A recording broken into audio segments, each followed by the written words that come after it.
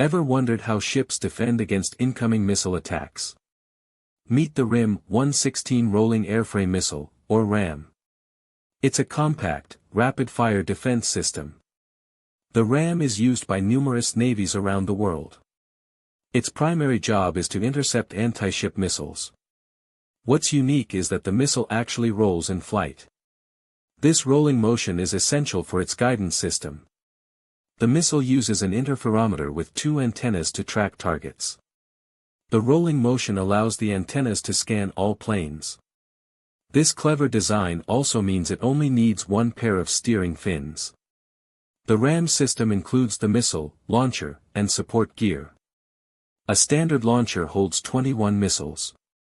Early versions relied on the ship's sensors to find targets.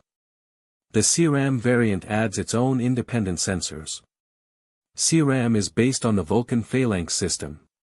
Development began in the 1970s with international collaboration. It became operational in the early 1990s. CRAM was created to counter faster, more advanced threats. Germany equips all new warships with the RAM system. The U.S. Navy plans to deploy RAM on dozens of ships for crucial defense.